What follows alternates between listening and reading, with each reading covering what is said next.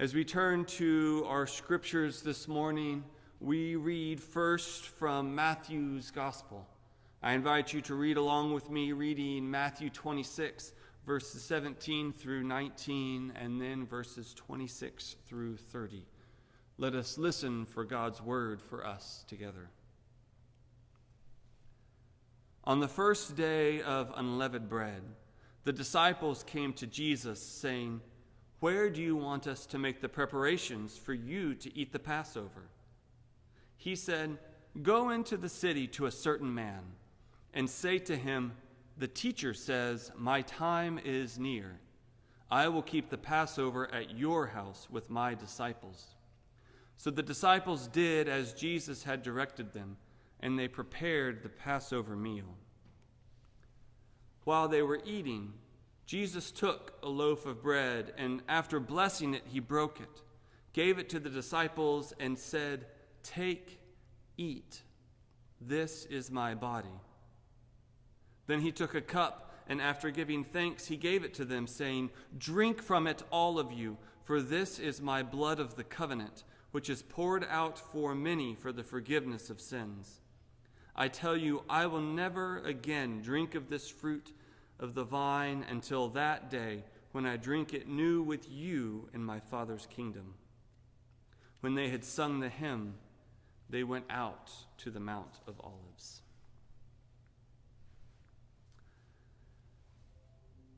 As we hear this good news, we pause for a second and do a little summary before we move into our second reading. We are reading through Exodus together, taking snippets as we go. And as a bit of a reminder, we opened Exodus with Moses being rescued by Pharaoh's daughter, and then being invited to grow up in Pharaoh's house as her son. He grows up, and after some time, he is wandering around, and he notices an Egyptian taskmaster cruelly beating one of the Hebrew slaves. He's so enraged by this that he goes and attacks the taskmaster and kills him. And while he initially thought he had gotten away with it, he later discovers that he did not, and so he flees Egypt, traveling a great distance away to the land of Midian. When he gets to Midian, he sets up camp there and soon falls in with the priest and marries into his family. And it is while he is there and shepherding the sheep that he hears God calling to him and inviting him to set God's people free. Eventually, Moses capitulates after much complaining and excuse giving and sets off for home to meet with Pharaoh. As we move towards today's reading, things are not going well for the people of Israel. Moses' first conversation with Pharaoh led him to redouble their task, saying that they had to make bricks now without straw, or that they had to go and gather the straw themselves. As things have gone on, 9 plagues have struck the people of Egypt. They've been hit by blood and by frogs and by gnats and flies, by livestock dying and boils and hail and locust and darkness. All of which started to sound a little bit familiar to me. I don't think we are living in plague times, but in the middle of COVID-19, with stock market crashes and murder hornets and tornadoes and earthquakes and double hurricanes and wildfires and derecho in Iowa and our own hardened hearts, well, it's easy to draw a similarity. All of this has been going on. The people of Israel, the people of Egypt, are in intense grief. And that leads us to our reading for today, reading Exodus 12, verses 1 through 14. Let us continue to listen for God's good news for us. The Lord said to Moses and Aaron in the land of Egypt, "This month shall mark for you the beginning of months. It shall be the first month of the year for you. Tell the whole congregation of Israel that on the 10th of this month they are to take a lamb for each family, a lamb for each household. If a household is too small for a whole lamb, it shall join its closest neighbor in obtaining one. The lamb shall be divided in proportion to the number of people who eat of it. Your lamb shall be without blemish, a year-old male. You may take it from the sheep or from the goats. You shall keep it until the 14th day of this month. Then the whole assembled congregation of Israel shall slaughter it at twilight. They shall take some of the blood and put it on 2 doorposts in the lintel of the house in which they eat it.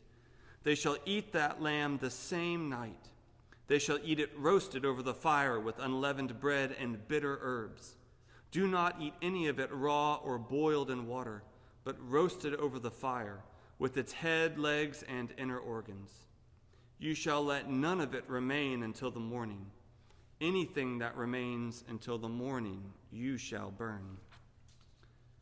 This is how you shall eat it: your loins girded, your sandals on your feet, and your staff in your hand. And you shall eat it hurriedly. It is the Passover of the Lord. For I will pass through the land of Egypt that night, and I will strike down every firstborn in the land of Egypt, both human beings and animals. On all the gods of Egypt I will execute judgment. I am the Lord. The blood shall be a sign for you on the houses where you live. When I see the blood, I will pass over you, and no plague shall destroy you when I strike the land of Egypt. This day shall be a day of remembrance for you. You shall celebrate it as a festival to the Lord. Throughout your generations you shall observe it as a perpetual ordinance." Friends, this is the word of the Lord. Let us give thanks to God for it. I went through that summary before we hit to this reading because I wanted you to feel how out of place it is, or at least how out of place it felt to me. There is chaos going on in Egypt right now. Things are falling apart. People are worried about where the next meal will come from, worried that maybe Pharaoh will just become sick of them and slaughter the lot of them. The Egyptians are worried because of the intense plagues that have been hitting them. And as we read about plague after plague hitting the people of Egypt, suddenly we come to these highly specific instructions for a rather unusual dinner party. And these aren't your usual instructions for a sacrifice. This is almost God as a micromanager, spelling out in very detailed terms exactly what it is that the Israelites are supposed to do for this festival. I have a hard time reconciling this God with the God that speaks to Isaiah, saying, "Is not this the fast that I choose? To loose the bonds of injustice, to undo the thongs of the yoke, to let the oppressed go free, and to break every yoke." It doesn't seem like God to be so fickle. And so it seems odd to me that God would require the Israelites to jump through such carefully constructed hoops. Unless, of course, that God had very good reasons for them to do so. And maybe even that they weren't doing so for God, but that they were doing so for themselves. Numerous researchers have found that we as people are centered and grounded by rituals. You can think about the great rituals that we celebrate of Christmas and Easter, of Lent leading up to Easter. You can think about the rituals in your own family, whether it's about birthdays or Mother's Days or Father's Day or some other day that you have made up and celebrate. The days that are spent anticipating it, the days that are spent preparing, and the joy that comes with both. Rituals have a way of helping us to define who we are.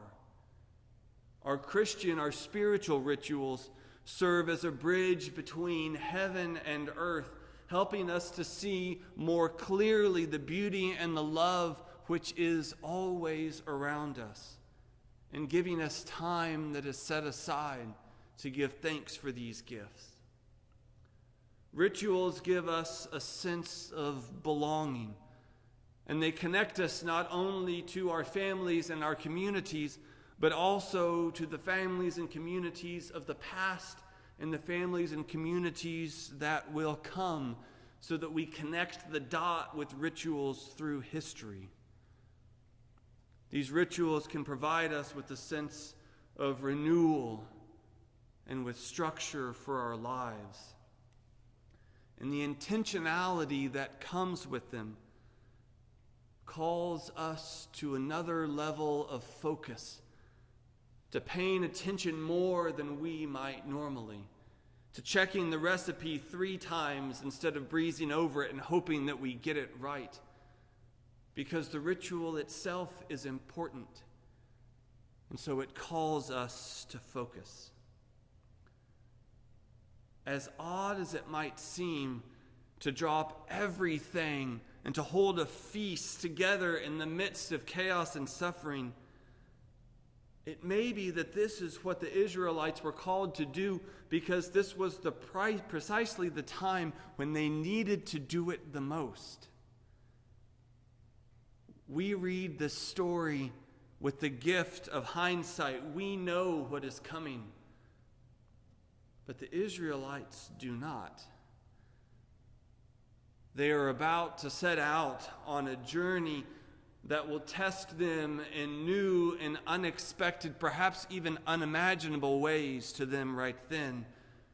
And so it is fitting before they do that they would have a time set aside to remember who they are and whose they are. To remember that they are the children of the God of Abraham and Isaac, and the God of Israel and the God of Moses.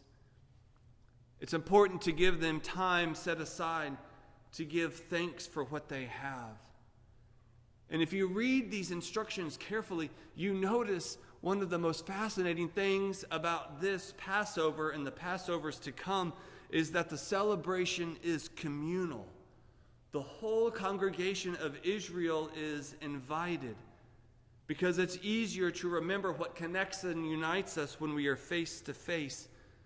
And it's easier for us to care for one another and to provide for those who do not have enough if we can see their need. There's something else to consider, though, about this feast. Politically speaking, this feast is a commitment. This is a protest on a massive scale. Time and again throughout Exodus, we read that Pharaoh is terrified of the people of Israel uniting against him, joining forces with some opponent and overthrowing Egypt. And there is no way that this feast will go unnoticed. The people of Israel know what Pharaoh's wrath looks like. And when they agree to hold this feast, they collectively hold hands and simultaneously leap from the proverbial airplane, trusting only in God that their chute will deploy in time, because they know they're going down. They just don't know how yet. It seems odd to have instructions like these. But this is precisely the time to have a feast, to remember whose they are, and to remember that it is God that provides. There's one other detail that we should be sure not to overlook. This feast takes multiple days to prepare, but when it's time to celebrate, well, this isn't Thanksgiving where you're supposed to eat and then watch football while you doze on the couch. The people of Israel are told to pack before they eat, to eat this meal hurriedly, with their traveling shoes on their feet and their staff close by, ready to leave at a moment's notice. This meal, carefully, lovingly provided, is meant to be eaten in a rush, because the people of God cannot remain in one place once they do so.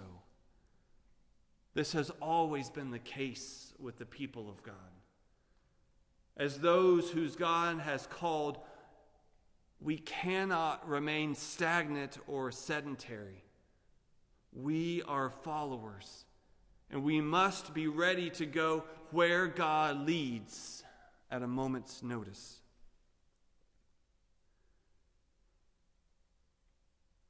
It is telling that this is the festival that Jesus was celebrating on the night when he was arrested in Jerusalem. All of this history of Moses being called, of God revealing God's name, of the plagues of the people of Israel holding a giant protest celebration meal, of the 10th plague coming and God's people leaving Egypt and setting out to find their own place. All of that history was present at the table as Jesus did what Jews were called to do and remembered once again this Passover meal at the start of the new year. Again, the meal was eaten in the midst of chaos and uncertainty.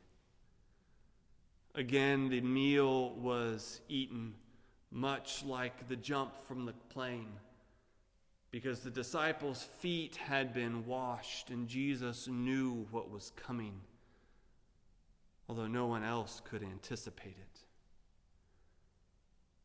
But the meal was eaten, and we still gather to celebrate today, to celebrate God's good rituals which call us together as God's people and which remind us that we are loved and that we are God's.